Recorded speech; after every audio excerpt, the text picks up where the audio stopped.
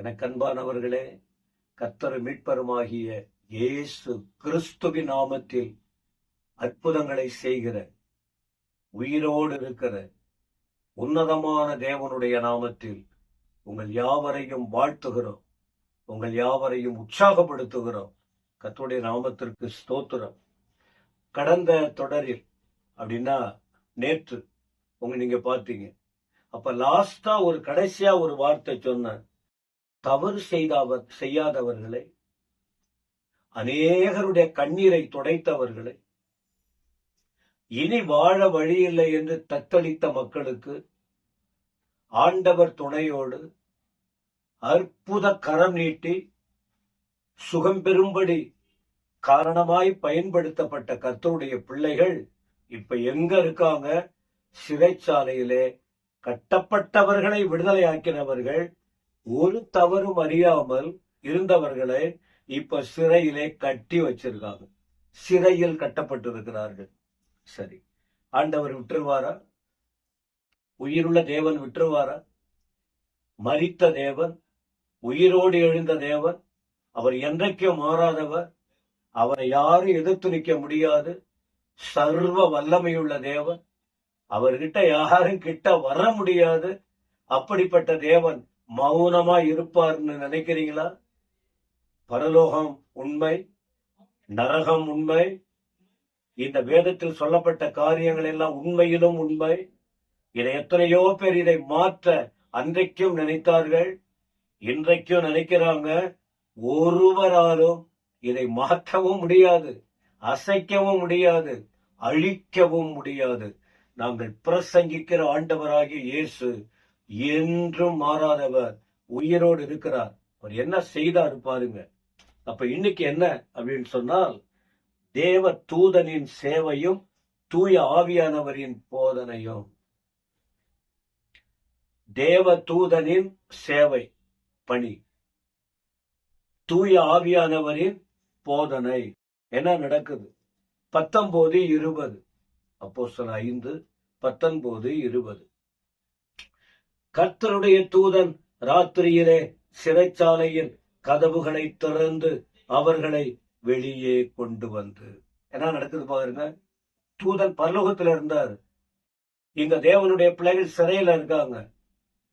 உடனே பரலோகம் உடனே அனுப்புது, போ, என் தாசர்கள் உள்ள இருக்காங்க, தூதர்களே போயிட்டு அவங்களுக்கு விடுதலை கொடுத்து, என் வேலைக்கு எத்தனை பேர் தடையா இருந்தாலும் அது அவங்க இருக்கட்டும், என் வேலை தடைப்படக்கூடாது, நீங்க போயிட்டு உங்க வேலையை செய்யுங்க. தூதன் இரவு நேரத்துல சிறையின் கதவை திறந்தார். ஆண்டவர் எதையும் செய்ய முடியும். சிறைச்சாலை பூட்டப்பட்டிருக்கு, கீழே இல்ல, சாவி இல்ல, தூதர்கள் திறக்கிறாங்க, அவர்களை வெளியே கொண்டு வராங்க. யாரை? சிறைக்குள்ளே இருந்த அப்போஸ்தலர்களை வெளியே கொண்டு வருகிறார்கள். யார்? தேவ தூதர்கள், தேவ தூதர்கள். இரண்டாவது, அப்படி வந்தபோது விடுதலையாக்கப்பட்டவர்கள் செய்த காரியம் என்ன? 20ஆம் வசனம். நீங்கள் போய் தேவாலயத்திலே நின்று இந்த ஜீவ வார்த்தைகள் எல்லாவற்றையும் ஜனங்களுக்கு சொல்லுங்கள் என்று விடுதலையாக்கின தூதர்கள் அப்போஸ்தலர்களிடத்துல சொல்லிட்டாங்க. 21 தொடர்ச்சியான வசனம் பாருங்க. 21ல அவர்கள் தூதனின் வார்த்தையை கேட்டு காலையில அதிகாலமே தேவாலயத்திலே பிரவேசித்து போதகம் பண்ணினார்கள். தைரியமா போயிட்டு பிரசங்கம் பண்றாங்க. என்ன போதகம்? ஆண்டவர் இன்றும் ஜீவிக்கிறார், அவர் அற்புதங்களை செய்கிறார், அவர் மாறாதவராய் இருக்கிறார், உங்கள் வாழ்க்கையில் அவர் கிரியை செய்வார். காலையில எழுந்தாங்க, ஆலயத்துக்கு போனாங்க, போதகம் பண்ணாங்க. பிரதான ஆசாரியர் அவனோடு கூட இருந்தவங்க கூடவே தான் சுத்திக்கிட்டு வர்றாங்களே. வந்து அவர்கள் ஆலோசனை சங்கத்தார் எல்லாரையும் வரவழைத்து அப்போஸ்தலரை பிடிச்சு இழுத்துட்டு வாங்கன்னு சேவகரை அனுப்புறாங்க. திரும்பவும் அவங்க ஆண்டவர் என்னதான் நன்மை செய்தாலும், ஆண்டவர் என்னதான் கிரியை செய்தாலும் சிலர் தான் நம்புவாங்க, சிலர் தங்கள் குணங்களை விட்டு மாற மாட்டாங்க. இவங்க கண்ணால பார்த்து கூட கடின இருதயத்தோடு காணப்படுகிறார்கள். அப்புறம் அடுத்த வார்த்தை பாருங்க, இந்த செய்தி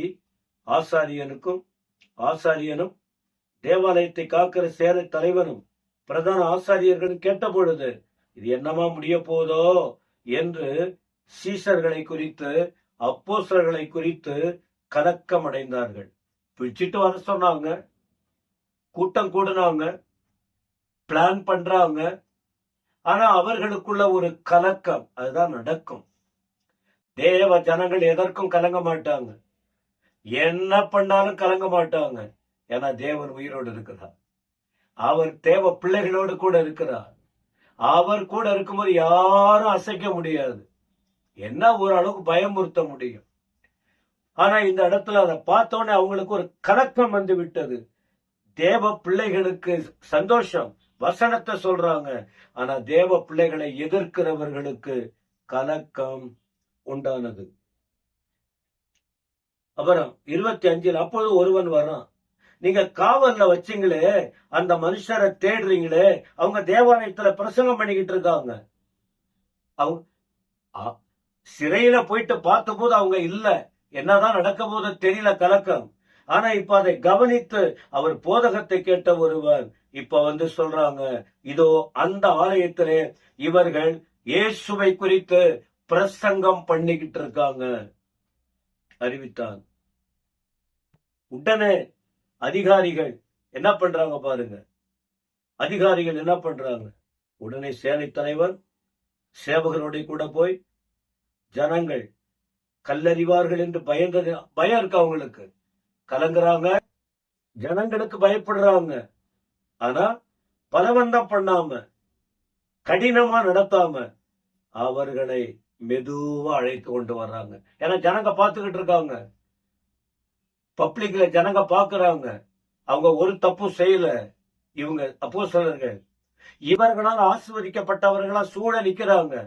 இவங்க ஏதாவது அதிகாரத்தை பயன்படுத்தி கடினமா நடத்தினால் அவர்கள் கல் எடுத்து அடிச்சிருவாங்க என்ற பயம் மெதுவா அழைச்சிட்டு வந்தாங்க. அடுத்த 27 வசனம் பாருங்க, அப்படி அவர்களை அழைத்து கொண்டு வந்து ஆலோசனை சங்கத்துக்கு முன்பாக நிறுத்தினார்கள். அப்பொழுது பிரதான ஆசாரியர் அவரை நோக்கி, நீங்க இந்த நாமத்தை குறித்து சொல்லக்கூடாதுன்னு உங்களுக்கு உறுதியா கட்டளையிட்டோமே, ஏன்பா அப்படி பண்றீங்க? அந்த அவனுடைய போதகத்தால் எல்லா இடத்தையும் நிரப்புறீங்களே. யாருடைய வார்த்தையை சொல்ல முடியும்? ஆண்டவர் உயிரோடு எழுந்த பிறகு அவர் தானே சொன்னார், உலகம் முழுவதும் போங்க, ஆண்டுடைய இந்த வார்த்தை எல்லாருக்கும் சொல்லுங்கன்னு. இவர்கள் அவரோடு கூட இருந்து கற்றுக்கொண்டவங்க 3 வருஷம். ஆண்டவர் உயிர்த்தெழுந்த பார்த்த பிறகு, அவர் வார்த்தையை கேட்ட பிறகு எப்படி மௌனமா இருப்பாங்க? அதனால அவங்க வேலையை அவங்க செய்யறாங்க. அந்த மனுஷனுடைய ரத்தப்படியை ஏன் எங்க மேல வேணும்னு சுமத்துறீங்க? ஏன்னா ஏற்கனவே சிலுவையில ஆண்டவர் சிலுவையை சுமந்துகிட்டு போகும்போது அடிக்க ஒப்பு கொடுத்தாங்களே, அந்த நேரத்துல ஜனங்கள் என்ன சொன்னாங்க? இதே யூதர்கள் என்ன சொன்னாங்க? அந்த ரத்தப்பழி எங்கள் மேலும் எங்கள் பிள்ளைகள் மேலும் வரட்டும் சொன்னாங்களே. இங்க என்ன வார்த்தை சொல்றாங்க பாருங்க, சுவிசேஷம் அறிவிக்கப்பட்ட போது அந்த ரத்தப்பழி எங்க மேல வரும்னு ஏன் அப்படி சொன்னார்கள்? என்ன நடந்தது? பயந்து போயிட்டாங்களா? ஆண்டுடைய பிள்ளைகள் பயந்து போயிட்டாங்களா? சத்தியம் அறிந்த பிள்ளைகள் விலகி போயிட்டாங்களா? அழைக்கப்பட்ட மக்கள் விலகி பயந்து, மனுஷனுக்கு பயந்து ஓடுனாங்களா? ஒரு நாளும் பின்வாங்கவில்லை.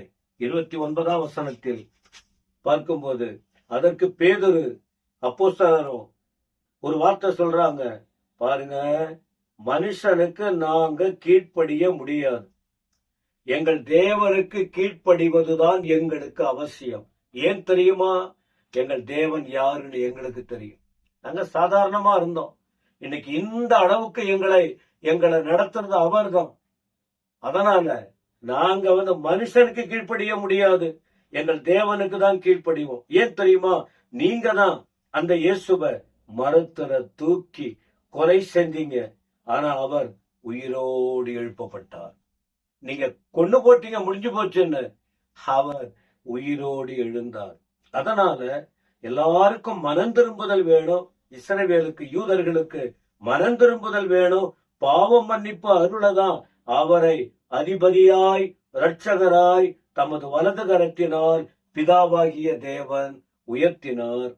இந்த சங்கதிகளை குறித்து நாங்கள் அவருக்கு சாட்சிகளாய் இருக்கிறோம். தேவன் தமக்கு கீழ்ப்படுகிறவர்களுக்கு தந்தருளின பரிசுத்த ஆவியும் சாட்சி என்றார்கள். அப்போ இந்த பரிசுத்த ஆவியானுடைய போதனை, இந்த பரிசுத்த ஆவியானவராலே நிரப்பப்பட்டதினால்தான் இவ்வளவு தைரியமா அதிகாரிகளுக்கு முன்பாக ஆண்டவரின் வார்த்தைகளை சொன்னார்கள். என கண்பான தேவ பிள்ளைகளே, தேவ தூதர்கள் சேவை, தூயவரின் போதனை, ஒரு வாய்ப்பு கிடைக்குது அவரை உயர்த்த, அவர் வார்த்தை சொல்ல, தைரியமாய் அவருக்காக வாழ. நீங்க பயந்து ஓடுறீங்களா? கொஞ்ச காலம், ஆண்டவர் வரப்போகிறார். கடைசி காலத்தில் வாழுகிறோம். சத்தியத்துல நில்லுங்க, ஆண்டவருக்காக நில்லுங்க, அவருக்கு மகிமையா இருங்க. கர்த்தர் உங்களை ஆசீர்வதித்து உயர்த்துவார். மனுஷனுக்கு பயந்து ஓடாதீங்க. ரட்சிப்பை பெற்றுக்கொள்ளுங்க, அபிஷேகத்தை பெற்றுக்கொள்ளுங்க, ஞானஸ்நானம் பெற்றுக்கொள்ளுங்க, சபையில உறுதியா இருங்க, வசனத்தில் நிலைத்தருங்க. கர்த்தர் உங்கள் வாழ்க்கையை மாற்றி எல்லா தீங்குக்கு விலக்கி காத்துக் கொள்ளுவார். தேவன் உங்களை ஆசீர்வதிப்பாராக. ஆமென், ஆமென்.